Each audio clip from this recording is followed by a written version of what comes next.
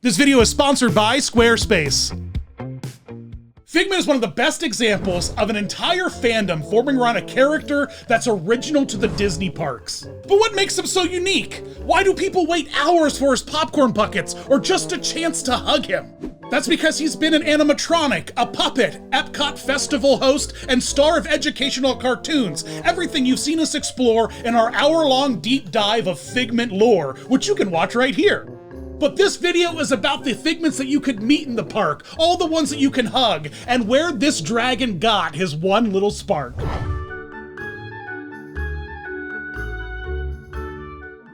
What's up, fellow Figonians? It's Dreamfinder Dan here to talk about my favorite imaginary dragon, Figment. I just love this little guy. He's just like the symbol of joyful chaos. And that's just like me. I'm joyful chaos. Now, to find the origins of Figment, we need to head all the way back to 1970s Disneyland. Disneyland's scrapped 1970s project Discovery Bay featured a unique dragon breeding professor named Marvel, a brainchild of legendary Disney Imagineer Tony Baxter. Professor Marvel was a wacky man of science and of course was accompanied by a tiny little green dragon character. I love the retro, whimsical concept art of Discovery Bay, Marvel, and his pet dragon, but sadly all of that went belly up. These ideas sat unused in Baxter's mind for years until he was finally assigned to the late-stage EPCOT edition, the Imagination Pavilion, where the character was reworked in partnership with Kodak into the well-loved Dreamfinder, and the dragon, of course, became Figment. It was Kodak who pushed back at the color of the dragon in the initial art, because green was the color of their major competitor at the time, Fujifilm. So the dragon was reworked to a vibrant purple, and he was given a sweater that he still wears to this day with the Kodak colors of yellow and red. Figment became a popular and balanced counter to Dreamfinder, and the iconic classic ride idea was to take us to all corners of imagination. When EPCOT finally did open in 1982, the ride was nowhere near finished. And who is Dreamfinder? Well, I'm kind of the host of the Journey into Imagination show out here at EPCOT Center. To promote the new ride, right from the opening day of EPCOT, a special new costume character was designed to begin roaming Future World, Dreamfinder and Figment, which made appearances at EPCOT's opening day special, in news interviews, and even in the Magic Eye Theater's preview of the upcoming attraction. Right away, it was clear that this was going to be a really interesting character. When Journey into Imagination finally opened in 1983, a meet and greet of the ride's Dreamfinder and Figment could be found roaming around the pavilion area as well. The costume is genius. It's like this magic trick and a costume combined into something really unique. Dreamfinder's full animatronic suit is recreated beautifully for the performer with a rockin' hat, thick wig, and a full beard. Man, I love Dreamfinder's big old bushy beard. In his left hand, almost unbelievably, is a fully animated little dragon Figment, wearing his little sweater nestled in the Dreamfinder's arms. The puppet, made of thrown latex rubber and painted to match the right animatronics, looked incredibly convincing. Of course, you all know this puppet. In fact, I've got one here, so let me just show you how it works. When you look at the costume itself, he wears full white gloves, which is important to the puppet Figment illusion. A false arm wraps down and around and holds the puppet with a visible white gloved hand and is attached into the puppet as the performer puts on the suit jacket, sliding his left arm inside the puppet's body. It's a common trick now used in puppeteering all over the place. You can find it everywhere now. I think the most recent example is when they had these baby dinosaurs roaming around the Jurassic Park area over in Universal Japan. It's a really, really fun illusion, and when it works, it really lands. Dreamfinder and Figment are hugely popular to this day because I believe in part how unique this costume character experience was. Combine that with the fact that these two were the only fun fantasy characters that you could meet in EPCOT in 1983. Now here's a fun Figment thing that many of you fans probably haven't seen. Here is an image that I stumbled upon earlier this year on Twitter that led me down an inflatable Figment rabbit hole. What is this bizarre, blown up Figment? No one seems to know. He seemed to have popped up at EPCOT to promote the ride sometime in the late 80s, early 90s, or at least that's all of our best guesses. But now I did a little bit of research and I was able to find this really cool 30-second video that shows them inflating this Figment prop for the parks. So I don't know what this is. Do any of you know? Do any of you know where this inflatable Figment came from? Because I want it. I want it for like my front yard. I want it as a costume I can wear around. I want it for my set. I just need it. Anything, please give this to me. It's so incredible because it's just in this little suitcase. You know what I mean? It's like you just toss the suitcase out into a sidewalk of EPCOT and press a button and Figment explodes out of it. What a bizarre tactical device for imagination. No, but seriously, if you know anything about this inflatable Figment, or if you have photos of it, or if you happen to own it, call me. When the ride closed down for refurbishments in the late 90s, it didn't reopen quickly, and that got everybody a little bit nervous. Instead, the ride was gutted, and Kodak's slipping sales, facing a new digital age, left Disney with less sponsorship money than they anticipated. The product was this bizarro ride, moving entirely away from Dreamfinder and whimsy as a concept, and barely a whisper of Figment remained. The Dreamfinder meet and greet was abruptly canceled at the initial refurbishment, and he never returned to the parks. R.I.P. Dreamfinder. This barren Figment landscape persisted for some time until Disney heard the pleas and dissatisfaction and disappointment of the public and refurbished the ride a second time, making huge changes. I never got a chance to ride this soulless 1999 version, unfortunately. It would have been great. It would have been great to see what true soullessness looks like. what true void of originality and creativity looks like. Oh my God. What is that? Here comes the money. No, Kenny, I'm not talking about Bob Iger. Jeez. In 2002, we saw the triumphant return of Figment in Journey into Your Imagination with Figment. It's a ride we all know and love today. It's got that stinky fart scene, that disappearing furry bird, that upside down house that looks really cool when you flip it around. Kenny, show him real quick. Show him what Figment's house looks like normal. Figment was back and he was all over this ride. We had animatronics, static figures, CGI animation, even those fun little light up footprints at the end of the ride. It's a really, really fun ride, but sadly, the CGI nowadays looks so outdated and half the effects aren't really cranking anymore. I don't know what's going on with this attraction. It's sad. It makes Papa Dan weep. But this was an interesting shift in the dynamic of the ride, and it paved the way for a true Figment frenzy. Dreamfinder was gone, a lot of the imagination in this ride was gone, all we were left with was Figment, and we clung to that hard. Now I just want to take a moment and acknowledge the Journey into Imagination sign that's outside of the attraction and give you one of my greatest theme park secrets, and that is Figments Bush. Have you guys ever seen Figments Bush? It's this perfectly crafted piece of horticulture in the Imagination Pavilion that hides beautifully behind the Journey into Imagination sign, and it's, now that you know it's there, now that you know of Figments Bush, you will never be able to unsee it, I guarantee that. And then you'll be with your parents and be like, Ma, Dad, come on, let's go over here and see Figments Bush. And they're gonna be like, what? But then when they see it, they will truly also be bought into the mysticism that is Figment's giant green bush sign thing.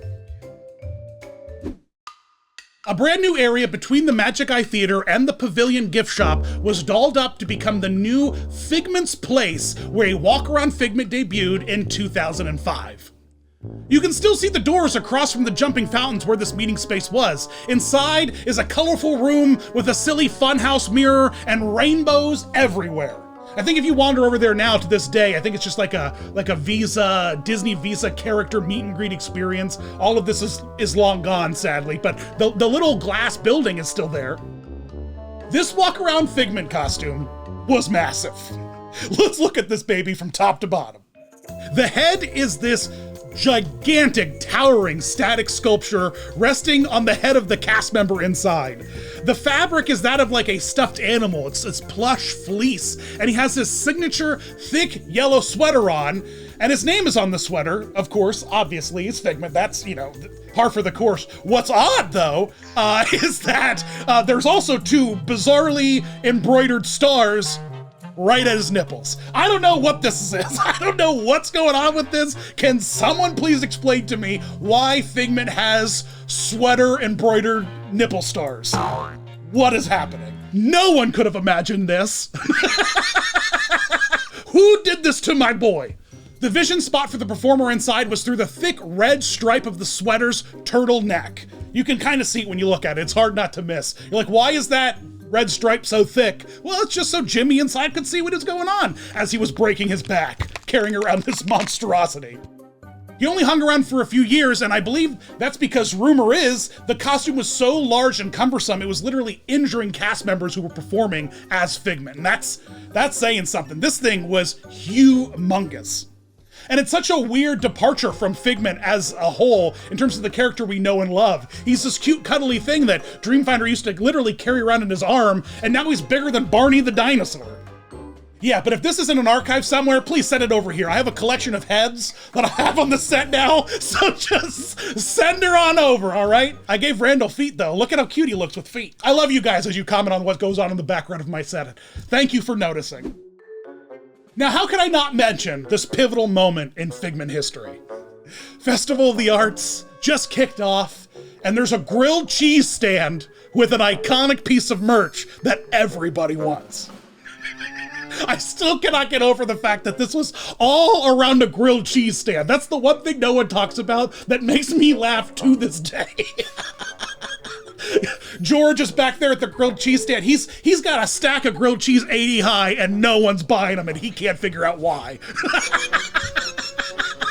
Honestly, we made a whole video about this. Remember here, check it out here, the whole history of premium souvenir popcorn buckets. And this was a wild ride. I got one, he's right there, and Figment himself helped me open it. Do any of you have this bucket? Did any of you wait in the 6-hour line to get this bucket? Let me know in the comments. In 2022, years after the Imagination Pavilion sitting empty, without a meetable Figment character, a grand announcement would rock the world of imagination at the D23 Expo. And it featured your own Papa Dan right up there, right behind Josh D'Amaro and his handsome, handsome hair.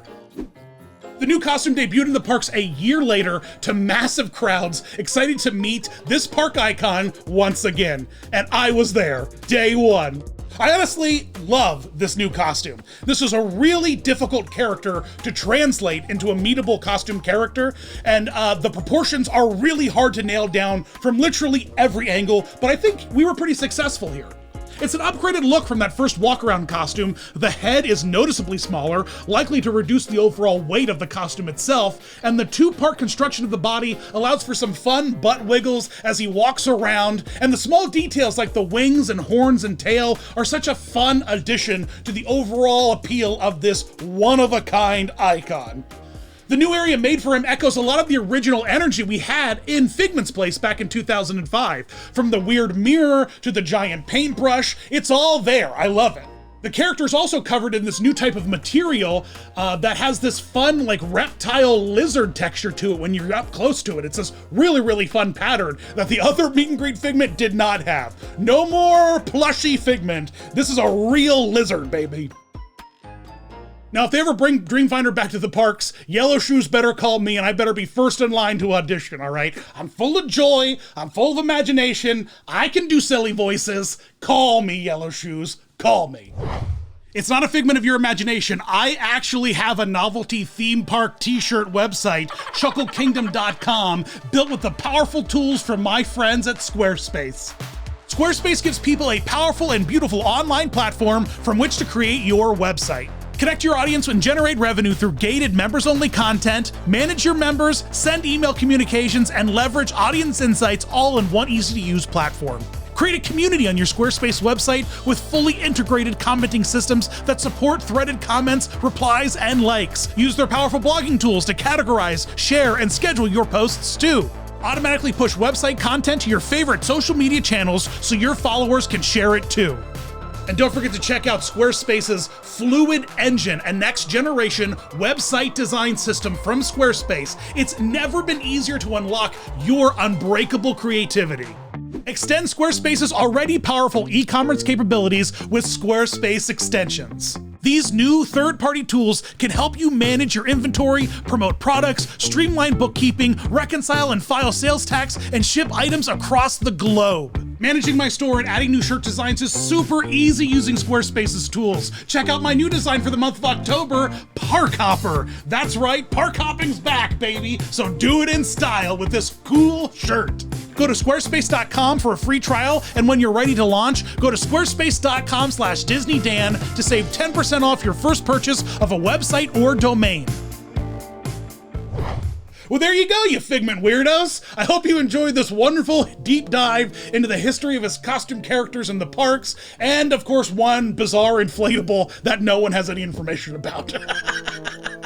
Let me know if you had a chance to meet new Figment, old Figment, Dreamfinder and Figment in the comments below, or send me pictures across all of the holy social media channels like Facebook, Instagram, Twitter, Patreon, TikTok. I want to see all of your Figment joy. Share it with me. It gives me joy.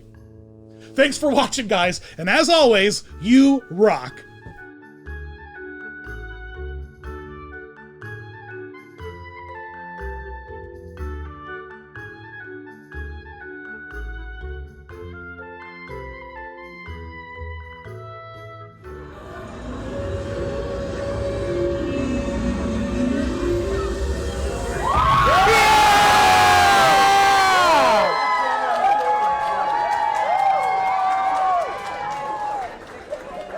He's here!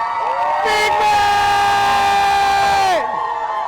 Yeah! All right, start meeting people. We got a line.